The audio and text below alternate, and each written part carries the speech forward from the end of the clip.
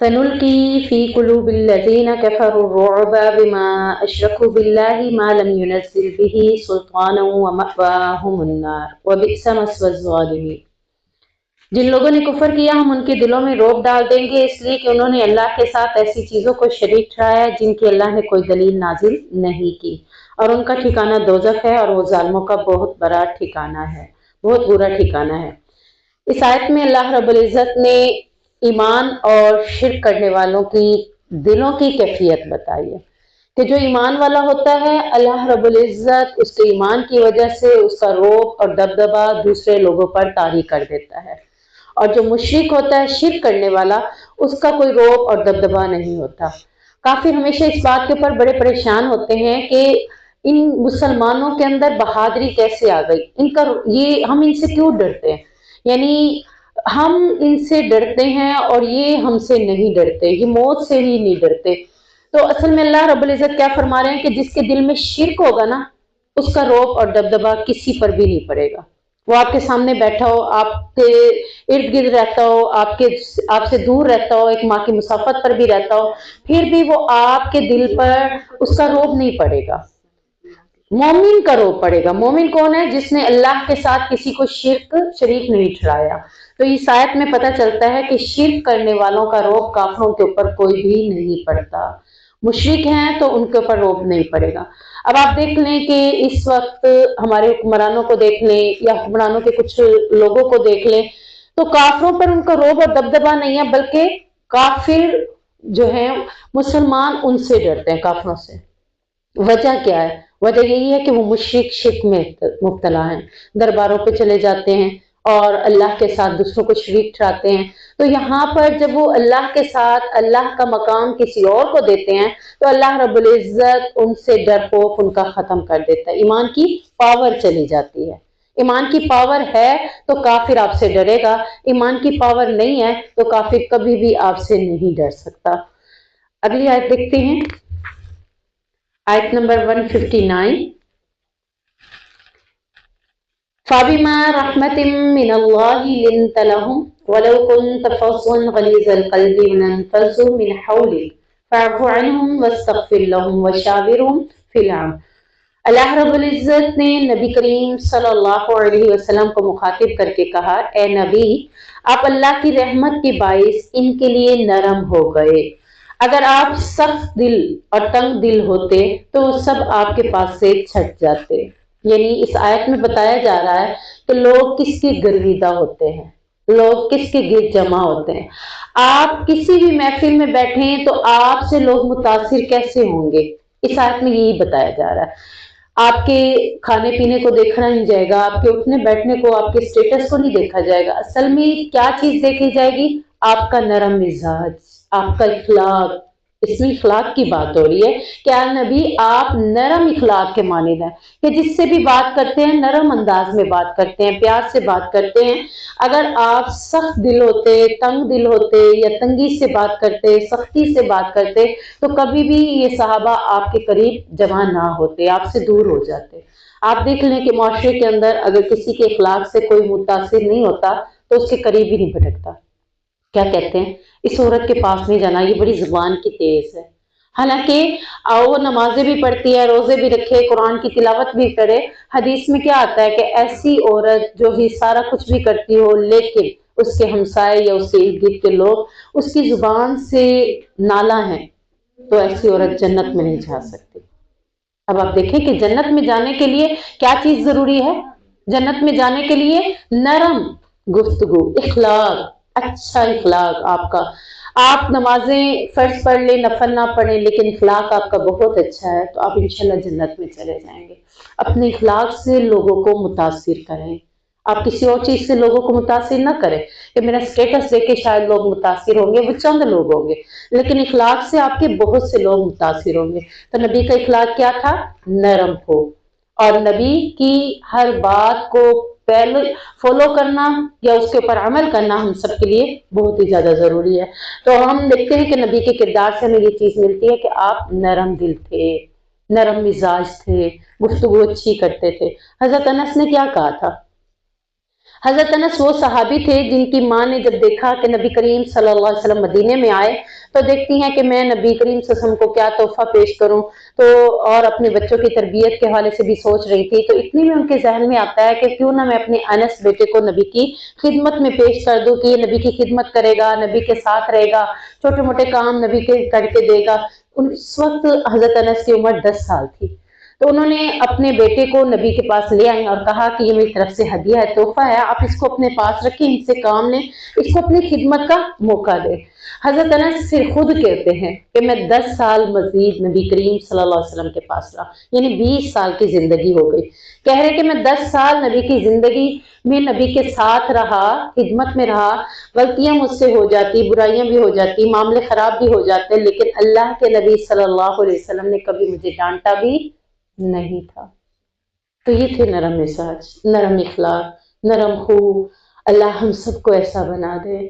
تو یہاں پر بتایا جاتا ہے کہ سخت دل سے لوگ دور ہو جاتے ہیں، اخلاق بہت اچھا ہے تو لوگ آپ کے گرویدہ ہیں، اخلاق اچھا نہیں ہے تو لوگ آپ سے دور ہیں، چاہے وہ قریبی بھی ہیں چاہے وہ دور کے ہیں۔ آپ صلی اللہ علیہ وسلم نے فرمایا کہ تم میں سے بہترین وہ ہے جو اپنے گھر والوں کے ساتھ بہترین ہے، اور میں اپنے گھر والوں کے ساتھ سب سے زیادہ نرم خو ہوں۔ تو آج معاشرے کے اندر گھروں کی تباہی کی ایک بڑی وجہ نرم مزاج نہ ہونا، نرم خو نہ ہونا۔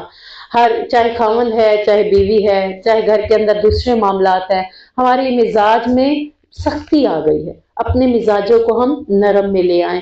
اور پھر اللہ نے نبی کو کیا کہا کہ آپ ان سے درگزر کریں جو آپ کو تکلیفیں دیتے ہیں۔ طائف کے بچوں نے پتھر مارے تھے نا، بچے تھے، لیکن کیا کرنا ہے؟ درگزر کرنا ہے۔ کوئی بھی آپ کو تکلیف دے، یہ نبی کو نہیں تعلیم دی جا رہی، نبی کے بعد کس کے لیے ہے قرآن؟ ہمارے لیے۔ ہمیں بھی تعلیم دی جا رہی ہے کہ ہم نے بھی ایسے کرنا ہے کہ کوئی آپ کے ساتھ زیادتی کرے، آپ نے اسے کیا کرنا ہے؟ معاف کر دینا ہے، درگزر کرنا ہے، اور پھر اس کے بعد ان کے لیے بخشش بھی مانگے۔ اللہ اکبر، کتنی بڑی بات ہے! معاف کرنے والا اسٹیمنا ہی نہیں ہے ہمارے پاس، معاف کے ساتھ ساتھ اللہ کیا کہہ رہا ہے؟ بخشش بھی ان کے لیے مانگے۔ کس چیز کی؟ کہ اللہ یہ نادان ہے، انہیں سمجھ نہیں تھی، اس وجہ سے انہوں نے ایسی باتیں کی ہیں، اللہ تو ان کو سمجھ دے اور ان کے گناہوں کو بخش دے۔ تو طائف کے لیے نبی کریم صلی اللہ علیہ وسلم نے یہی دعا کی تھی نا، کہ جب انہیں کہا گیا کہ اگر آپ کہیں تو طائف کے دونوں پہاڑوں کے درمیان اس وادی کو کچل دیا جائے، تو انہوں نے کہا کہ نہیں، آئندہ نسلیں اس پہ عمل کرنے والی ہوں گی۔ تو یہ دعائیں، یہ بخشش کی دعائیں، یہ ان لوگوں کے لیے کریں کیونکہ وہ جو آپ کے ساتھ صحیح طریقے سے پیش نہیں آتے، اصل میں انہیں سمجھ نہیں ہوتی دین کی۔ جب دین کی سمجھ نہیں ہے، علم نہیں ہے، تو ان کے لیے دعا کرنی چاہیے کہ اللہ ان کو بخش دے، ان کی نادانی کی وجہ سے انہوں نے ایسا کیا۔ اور پھر بہت سے معاملات میں ان سے مشاورت بھی کیجیے کہ آپ اپنی طرف سے کوئی حکم نافذ نہیں کر دیں گے۔ جنگ کے معاملات تھے یا دوسرے معاملات ہوتے تھے تو نبی کریم صلی اللہ علیہ وسلم صحابہ کے ساتھ بیٹھ کر مشورہ کیا کرتے تھے، اور سب کے مشورے سننے کے بعد جس کا مشورہ پسند آتا تھا اس کے اوپر عمل کیا کرتے تھے۔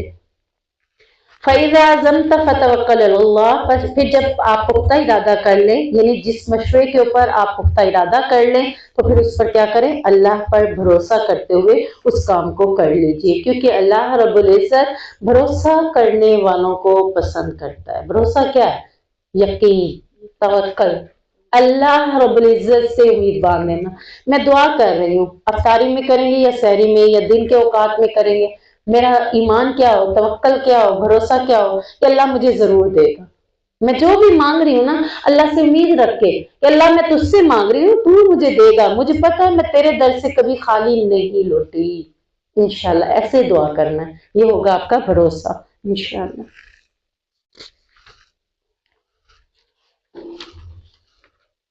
آیت نمبر 180 وَلَا يَحْسَبَنَّ الَّذِينَ يَبْخَلُونَ بِمَا آتَاهُمُ اللَّهُ مِنْ فَضْلِهِ هُوَ خَيْرٌ لَّهُمْ۔ 180 آیت، اور اللہ رب العزت نے اس کے اندر فرمایا جن لوگوں کو اللہ نے اپنے فضل سے بہت کچھ دیا اور وہ اس میں کنجوسی کرتے ہیں تو اس بخل کو اپنے لیے ہرگز بہتر نہ سمجھیں، بلکہ وہ ان کے لیے بہت برا ہے۔ جس مال میں انہوں نے کنجوسی کی، قیامت کے دن اسی کے میں تو پہنائے جائیں گے۔ کتنی بڑی وعید آ گئی! مال آزمائش ہے نا، اللہ رب العزت نے فرمایا کہ مال اور اولاد دونوں فتنہ ہے، آزمائش ہے۔ اب یہاں مال کے بارے میں ہے کہ جو ان کو اللہ نے اپنے فضل سے بہت کچھ دے دیا، اب اللہ ہی نے دیا ہے، ان کے اپنی کوئی ہمت طاقت نہیں تھی کہ وہ اتنا کماتے، اللہ رب العزت کا فضل ہوا تو وہ اللہ نے ان کو اس قابل بنایا کہ ان کے پاس مال کی فراوانی ہے۔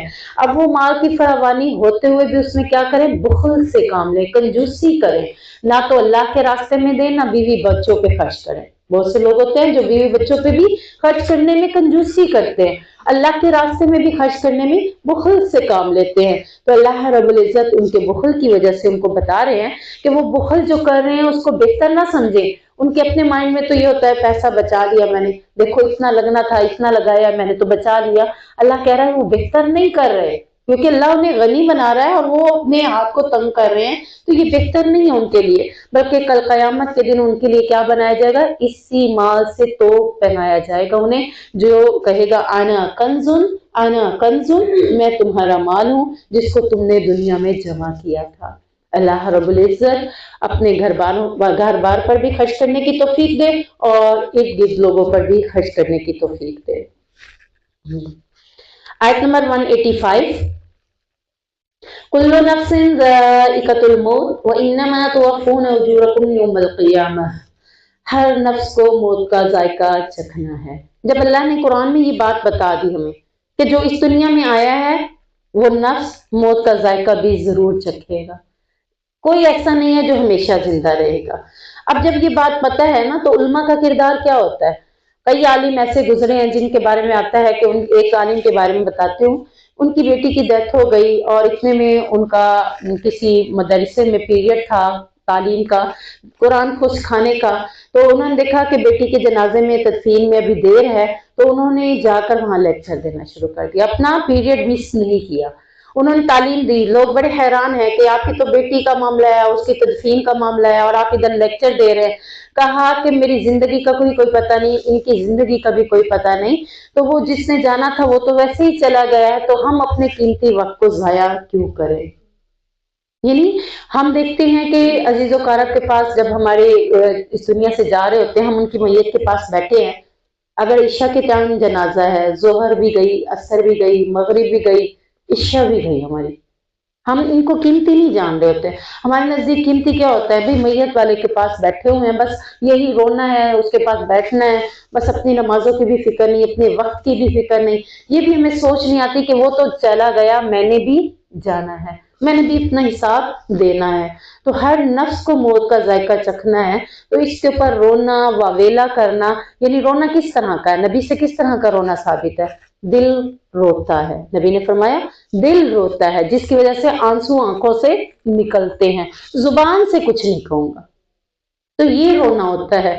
یہ رونا نہیں ہے کہ ہائے یہ کیوں چلا گیا، ابھی اس کو نہیں جانا چاہیے تھا، وویلا، شور کرنا، نوحہ کرنا، یہ سب گناہ کے کاموں میں سے ہے۔ ہمیں پتہ ہے اس نے جانا ہے، مجھے بھی پتہ ہے میں نے جانا ہے، آخر تو جانا ہی جانا ہے، تو جانے والے کو اچھے انداز میں رخصت کرے، یہ سوچ کر کہ اللہ اس کو جنت کے دروازوں کے استقبال کر، اس کا آسمانی دنیا پر استقبال کر، یہ تو میرے رب کے پاس ملنے کے لیے جا رہا ہے نا۔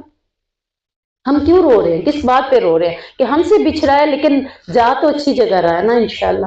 ہم ایسی نیکیاں کریں کہ آسمان کے دروازے بھی کھولے جائیں اور جنت کے دروازے بھی ہمارے لیے کھولے جائیں اور ہمارا استقبال مرحبا مرحبا کے ساتھ کیا جائے۔ آگے اللہ اسی آیت کے اندر فرماتے ہیں کہ بے شک قیامت کے دن تمہیں پورے پورے اجر دیے جائیں گے۔ پورے پورے سے مراد چاہے نیکی کی ہے چاہے گناہ کیا ہے، ہر چیز کا بدلہ ملے گا۔ یہاں تک کہ حدیث کے اندر آتا ہے جس کا مفہوم ہے کہ ایک بکری جس کے سینگ ہیں اور دوسری بکری جس کے سینگ نہیں ہے، تو جس نے سینگوں کے ساتھ دوسری بکری کو مارا ہوگا، آج قیامت کے دن اس کا بدلہ بھی پورا کیا جائے گا۔ یعنی اتنی چھوٹی بات، حالانکہ اس میں اختیار تو اس کا نہیں، اس کے تھے سینگ، وہ اس نے مار دیے تو اس میں کوئی مسئلہ نہیں، لیکن اللہ کہہ رہا ہے کہ یہ اس چھوٹی سی باتوں کا بھی بدلہ انہیں پورا پورا دیا جائے گا۔ تو جو ہماری نیکیاں ہوں گی اس کا بدلہ بھی پورا ملے گا، جو ہمارے گناہ ہوں گے اس کا بدلہ بھی پورا دیا جائے گا۔ پھر جسے آگ سے دور رکھا گیا اور جنت میں داخل کر دیا گیا، یقیناً وہی کامیاب ہے۔ اللہ ہم سب کو ایسی کامیابیاں دے، آمین۔ ایک آگ سے بچا لیا جائے اور جنت میں داخل کر دیا گیا۔ یعنی یہاں پہ بتایا جا رہا ہے کہ امیر ہونا کامیابی نہیں ہے، غریب رہنا ناکامی نہیں ہے، دنیا میں کھا پی لینا کامیابی نہیں ہے، کامیابی کیا ہے؟ جنت کو حاصل کر لینا۔ جس کے پاس جنت حاصل جس نے کر لی وہی شخص کیا ہے؟ فقد فاز، کامیاب ہو گیا۔ ہمارے ہاں کیا ہوتا ہے؟ ایم اے کر لیا کامیاب ہو گیا، ڈاکٹر بن گیا کامیاب ہو گیا، انجینئر بن گیا کامیاب ہو گیا۔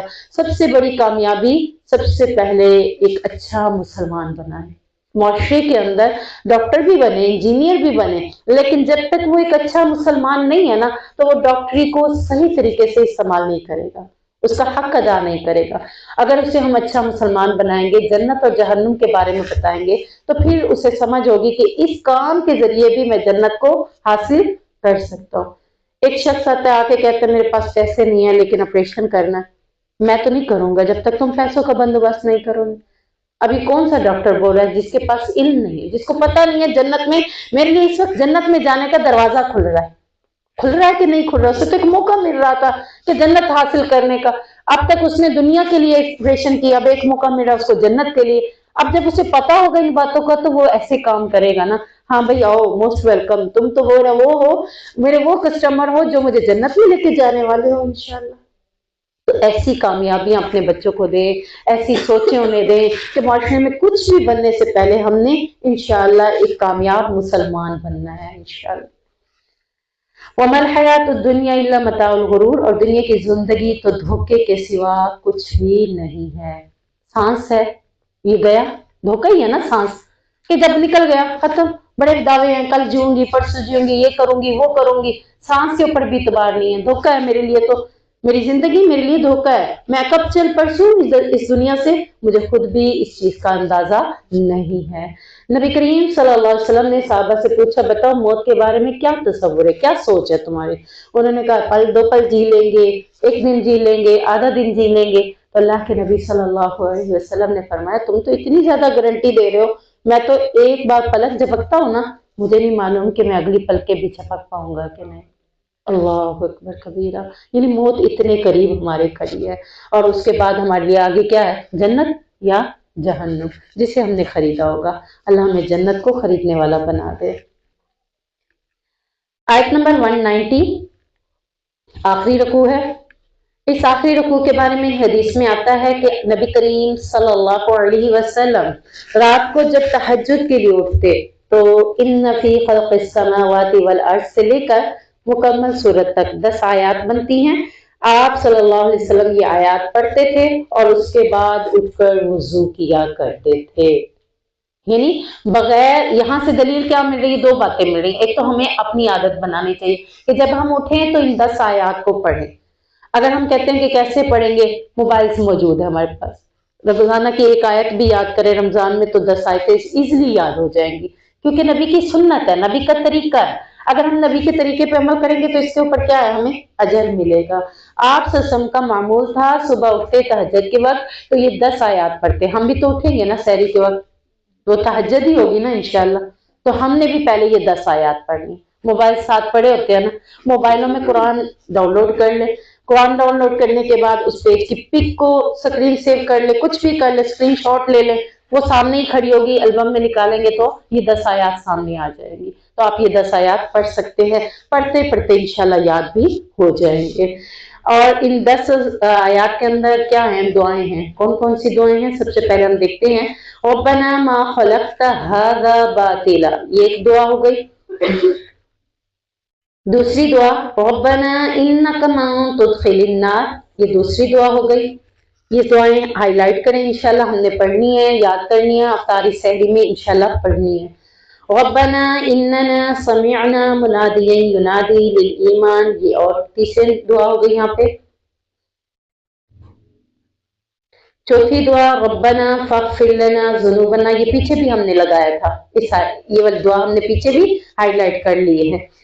اگلی دعا ہے ربنا وآتنا ما وعدتنا علی رسلک ولا تخزنا یوم القیامہ، یہ بھی ایک دعا ہے، اس کو بھی ہائی لائٹ کریں انشاءاللہ، اس کو بھی ہم نے پڑھنا ہے۔ آخری آیت ہم دیکھتے ہیں، یا ایھا الذین آمنوا اصبروا وصابروا ورابطوا واتقوا اللہ لعلکم تفلحون۔ اے ایمان والو، صبر سے کام لو۔ بار بار اللہ تعالیٰ کیوں کہہ رہا ہے؟ دیکھیں، جو چیز ہمارے اندر ہو نا وہ اللہ نہیں کہے گا، جو نہیں ہے نا، جس چیز کی کمی ہے اسی چیز کے بارے میں اللہ بار بار کہہ رہا ہے۔ ایمان والوں کے اوپر بڑی آزمائشیں آئی تھی۔ کیسی آزمائشیں آئی تھی؟ آپ نے دیکھا ہے نبی کے دور میں اتنی بڑی بڑی آزمائشیں صحابہ پر آئی تھی۔ گرم ریت پر لٹا دیا گیا، کوئلے جل رہے تھے اس کے اوپر لٹا دیا گیا، چربی پگھل پگھل کے ان کوئلوں کو بھسم کرتی تھی، اور کہتے ہیں کہ اتنا عرصہ گزرنے کے باوجود اس کوئلوں کے اوپر لیٹنے کی وجہ سے ان کی کمر میں گرہوں کے نشان پڑے ہوئے تھے، اور جب وہ کبھی قمیض ہٹاتے تو ان گرہوں کے نشانوں کو دیکھ کر غش آتا تھا، بے ہوشی طاری ہوتی تھی کہ اتنی اذیتیں۔ اور اس کے اوپر بھی اللہ نے قرآن میں کیا کہا کہ تم پر وہ مصیبتیں نازل نہیں ہوئی، وہ آزمائشیں نہیں آئیں جو تم سے پہلے لوگوں پر آئی تھی۔ پہلے لوگوں کو آرے سے چیر دیا جاتا تھا۔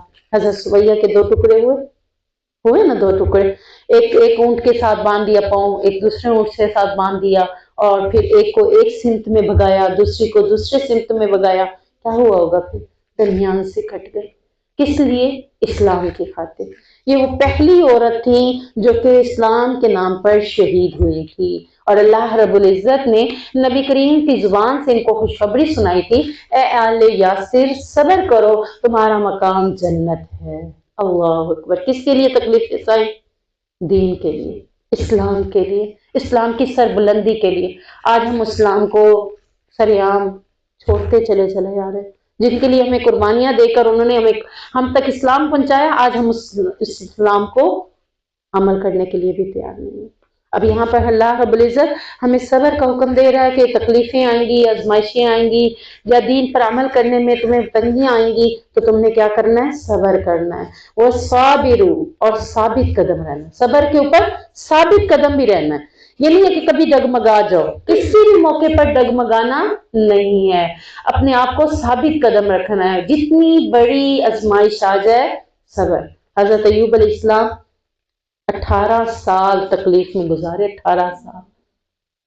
آج 1-2 سالوں کے بعد ہماری بس ہو جاتی ہے، اور اس کے باوجود کیا کیا؟ صبر سے کام لیا، ثابت قدم رہے۔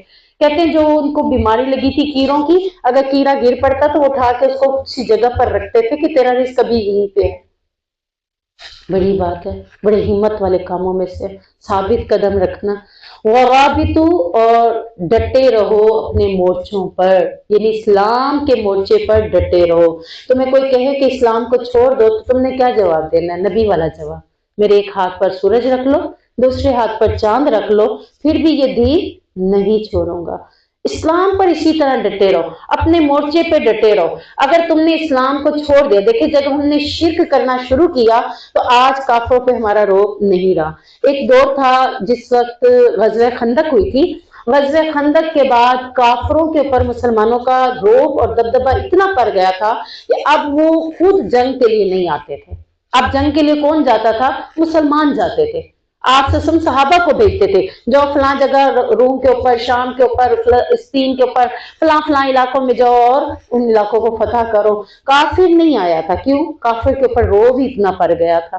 اور آج کافر کے اوپر روب نہیں ہے، دبدبہ نہیں ہے۔ کیوں نہیں ہے؟ کیونکہ ہمارے اکثر مسلمان شرک میں مبتلا ہو چکے ہیں، اور جس کی وجہ سے روب اور دبدبہ ختم ہو چکا ہے۔ تو یہاں اللہ کہہ رہا ہے جب تم اپنے مورچے پر، ہمارا مورچہ کیا ہے؟ سب سے پہلی چیز ہی توحید ہے۔ ہمارا مورچہ سب سے پہلی چیز توحید ہے، اللہ کے ساتھ کسی کو شریک نہیں ٹھہرانا۔ یہ بنیاد ہے، یہ بنیادی مورچہ ہے۔ اس کو ہم نے ہل گئے، تھوڑا سا اپنے آپ کو ہلا دیا تو کیا ہونا ہے؟ ہم جب اپنے مورچے سے ہٹیں گے، دشمن حملہ کرنے کے لیے تیار ہوگا۔ تو اللہ نے ہمیں اسلام پر ڈٹے رہنے کا حکم دیا ہے۔ واتقوا اللہ، اور اللہ سے ڈرو۔ اگر تم اپنے احکامات پر، ان احکامات پر عمل نہیں کرتے تو پھر اللہ سے ڈرو۔ لعلکم تفلحون، شاید کہ تم فلاح پا جاؤ، یعنی اللہ کی ناراضگی کا ڈر اتنا ہو کہ شاید کہ تمہیں کامیابی مل جائے۔ تو جب بھی کوئی گناہ کرے، اللہ پہلے تو گناہ سے بچنے کی توفیق دے، اور جب کبھی نادانی میں گناہ ہو جائے تو کیا کرنا ہے؟ اللہ کی ناراضگی سے ڈرتے ہوئے اپنی اصلاح کرنی ہے، شاید کہ ہم کامیاب ہو جائیں۔ اللہ ہمیں دنیا میں کامیابی کے ساتھ جینا نصیب فرمائے، مرنے وقت بھی موت کلمے پر نصیب فرمائے۔